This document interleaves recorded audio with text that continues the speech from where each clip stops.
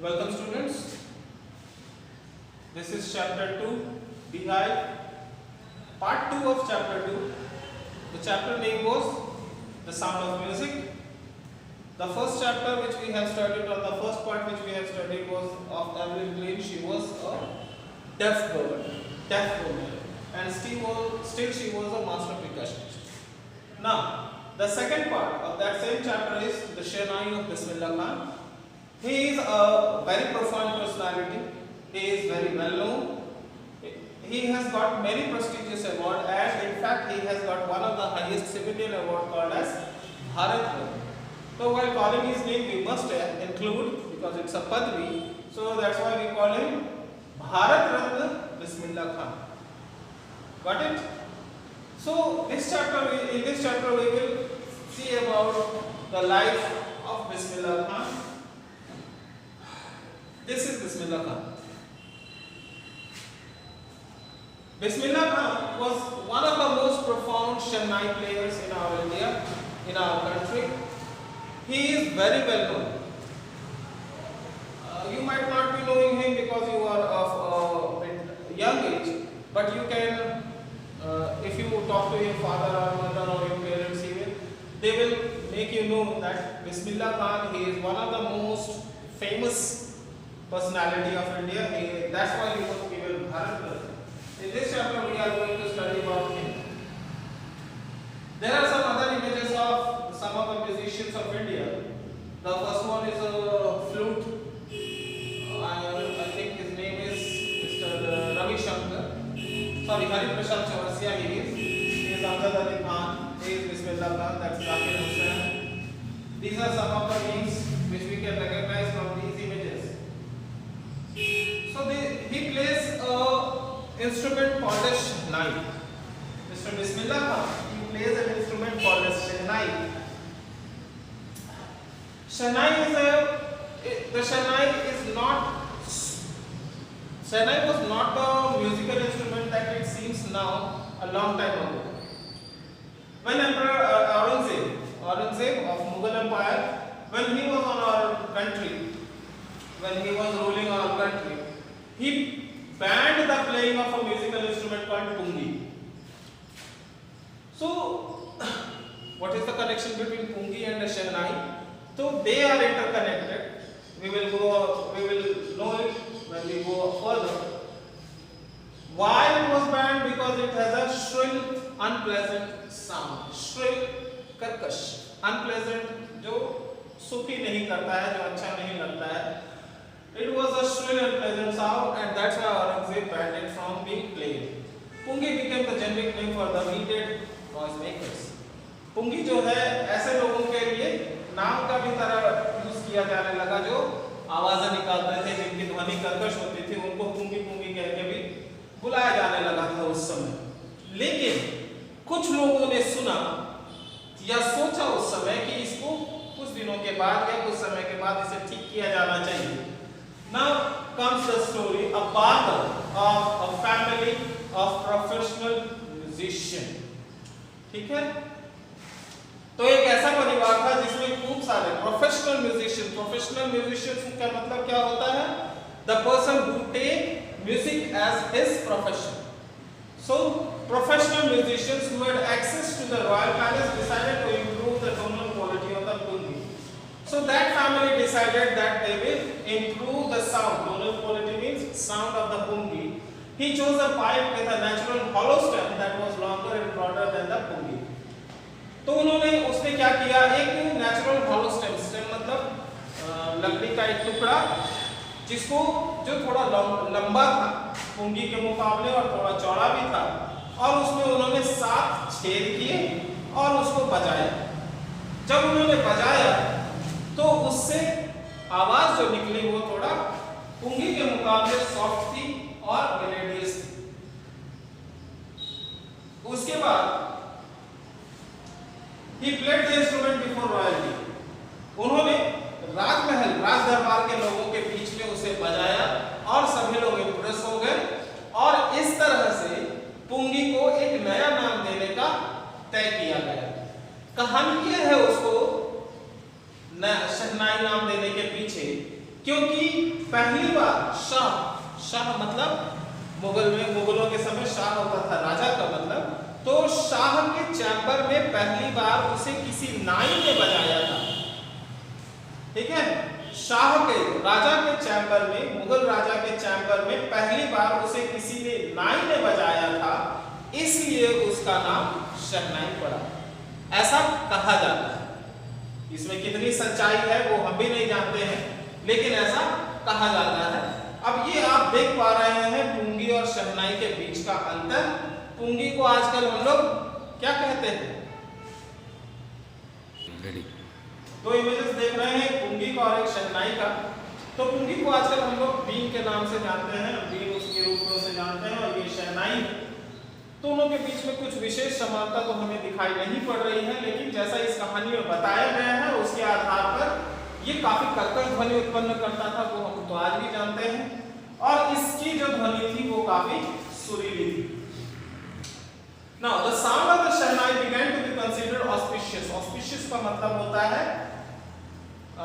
शुभ, हिंदी में इसे शुभ कहते हैं।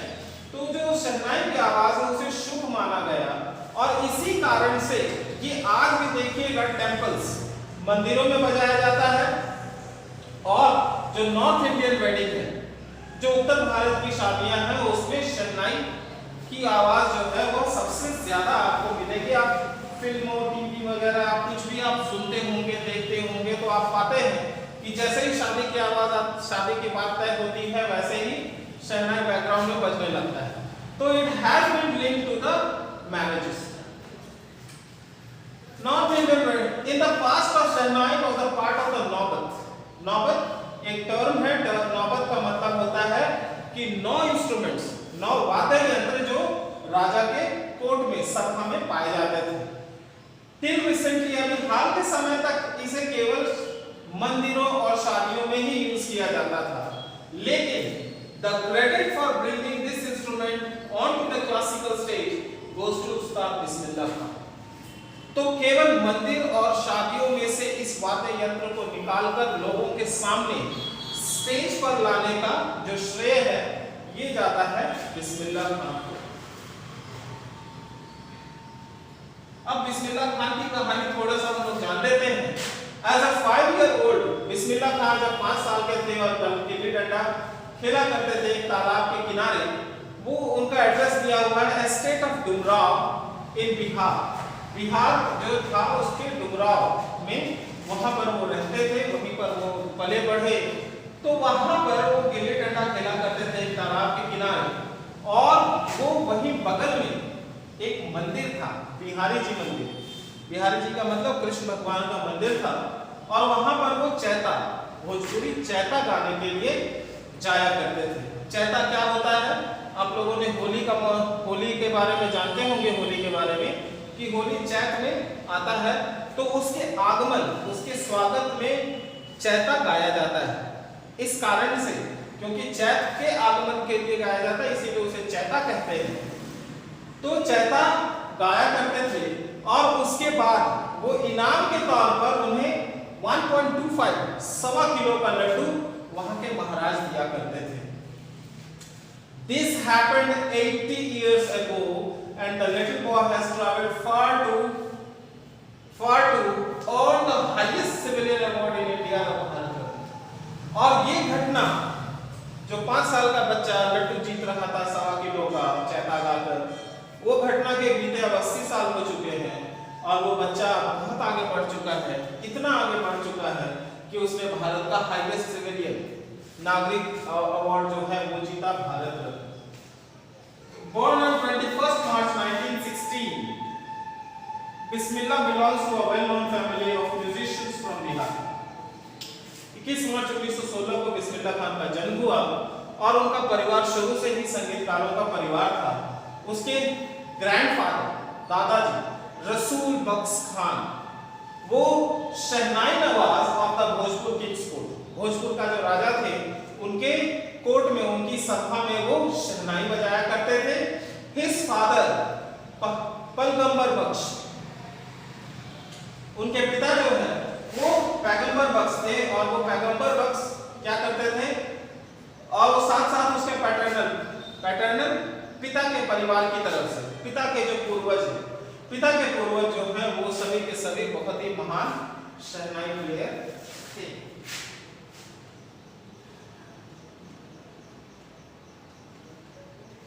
नेक्स्ट पैराग्राफ है 5। ये जो छोटा सा बच्चा है, कौन? बिस्मिल्लाह खां। ये जो छोटा सा बच्चा है ये म्यूजिक में बहुत ही छोटे उम्र में चले गए। जब वो 3 साल के थे तभी उनकी माँ उसके मामा, मैटरनल अंकल, मामा के घर में गई जो कि अब बनारस में है, वाराणसी में है।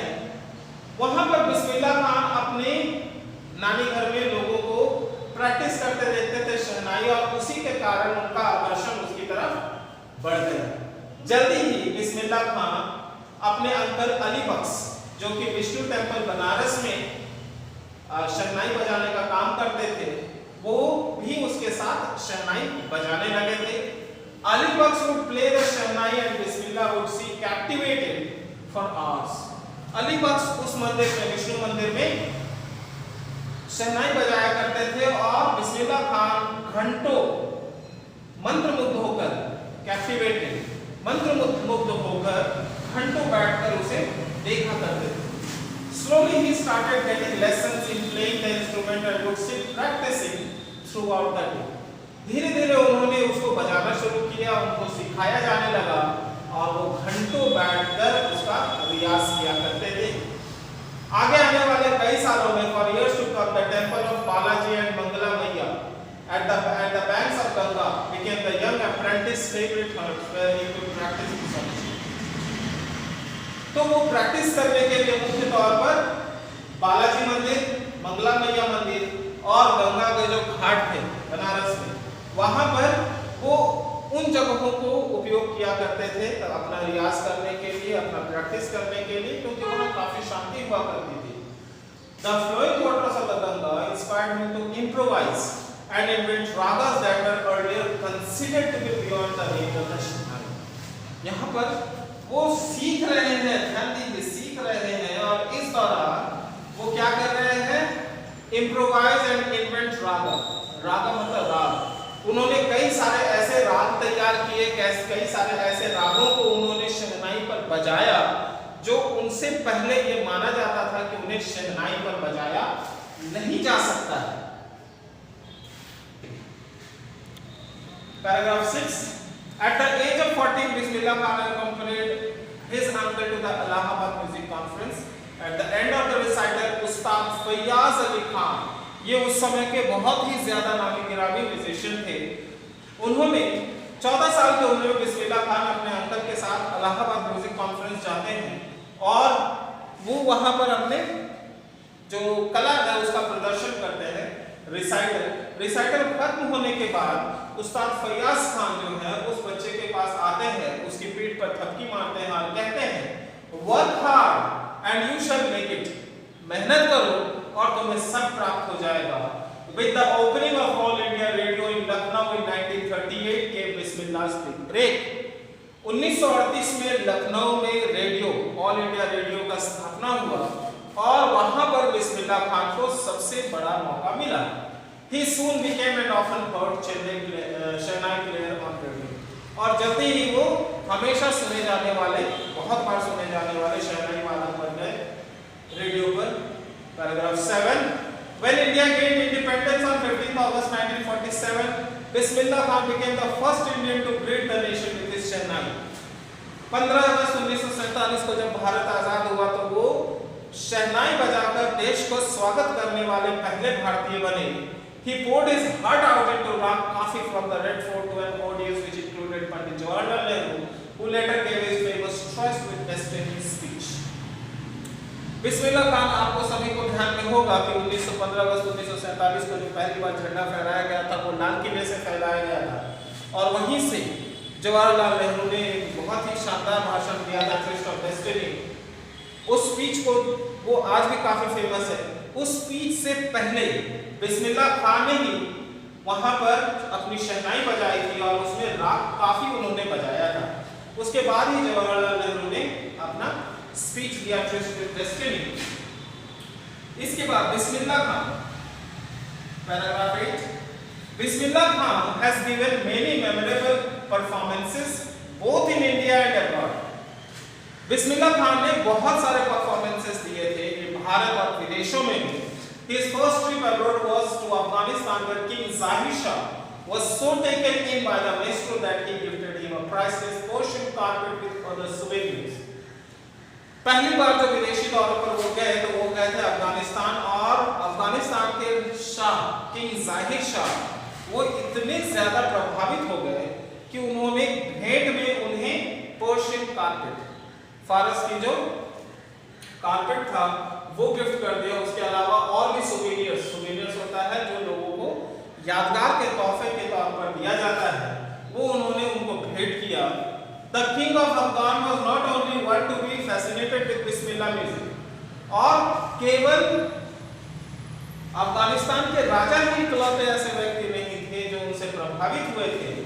Film director Vijay Bhatt was so impressed after hearing Bismillah play at a festival that he named a film after the instrument called गूंज उठी शहनाई.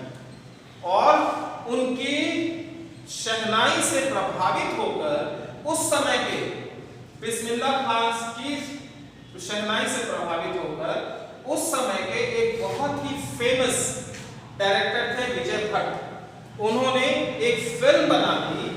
फिल्म का नाम था गूंज उठी शहनाई जो उन्हीं के शहनाई वादन से प्रभावित होकर बनाई गई थी. इसके बाद का जो हिस्सा है वो अगले पेज में भी आ जाता है.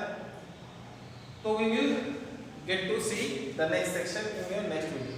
Thank you.